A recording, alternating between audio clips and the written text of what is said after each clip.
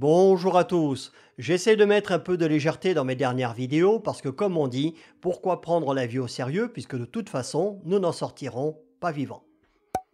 Surtout si on roule en voiture électrique.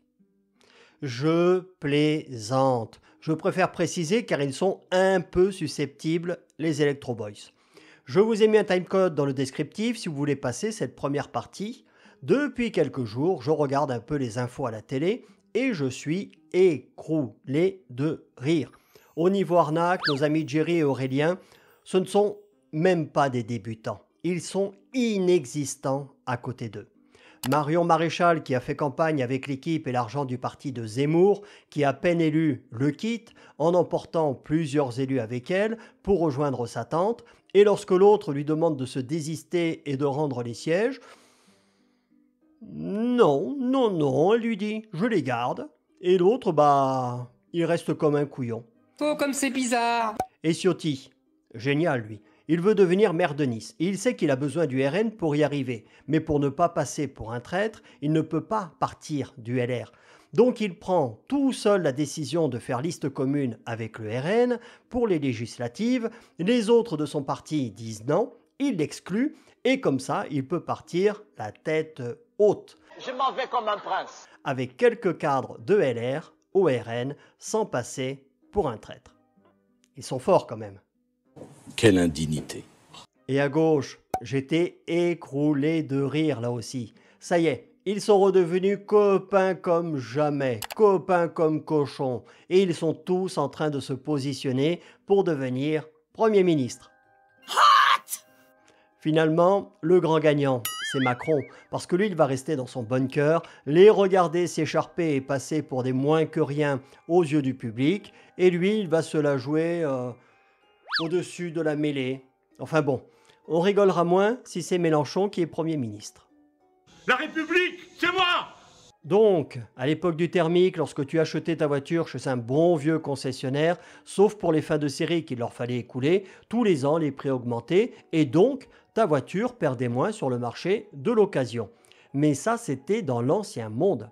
C'était avant. Avec l'électrique, tout est différent. C'est un peu comme à la bourse, les prix fluctuent en permanence et du jour au lendemain, un constructeur peut annoncer une remise de 4, 5, 10 000 euros même chez MG sur un modèle qu'il veut booster ou qu'il a en surstock, comme les Tesla modèle Y produites en Allemagne qui débordent de leurs aires de stockage et qu'ils bradent à moins 6 000 euros en Allemagne. Et si ça ne part pas assez vite, car ils continuent de produire, eh bien ils feront des remises encore plus importantes. Une voiture électrique, je vous l'ai déjà dit, c'est en moyenne 2000 pièces contre 5000 dans une thermique. Ce qui revient le plus cher, c'est la batterie, mais comme ils en produisent davantage, les coûts baissent et ça leur permet de dégager des marges énormes. Car ce qu'on vous vend, ce n'est pas un produit, ce n'est pas une voiture, mais une image de modernité et de la technologie.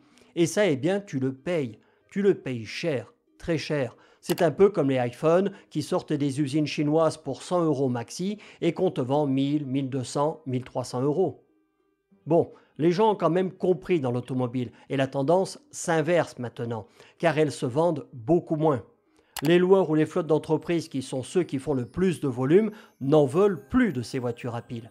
Et comme ils sont de plus en plus nombreux sur le marché mais que la part du gâteau à se partager est passée de 14 à 10%, on en a déjà parlé, eh bien c'est le bon vieux diesel qui reprend des parts de marché. Eh oui, il vous l'avait dit, tonton Christian. Donc, comme ça ne se vend pas et qu'ils ont des parkings de plusieurs dizaines de milliers de véhicules qui sont pleins dans le monde entier, mais qu'ils continuent à produire inconsciemment, tu sais, c'est l'histoire du mec qui se rapproche du mur et plus il se rapproche et plus il accélère.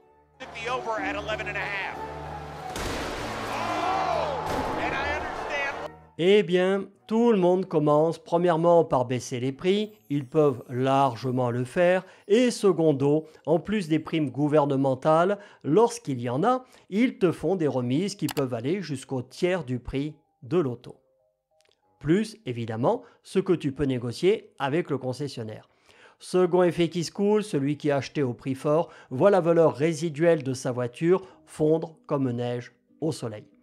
Donc, Ça ne peut pas donner confiance aux clients qui voient les prix fluctuer en permanence. Tu ne sais pas si dans une semaine, la voiture qui t'intéresse ne coûtera pas 10 ou 15 000 euros de moins, ni si elle ne sera pas passée à une technologie de batterie plus évoluée.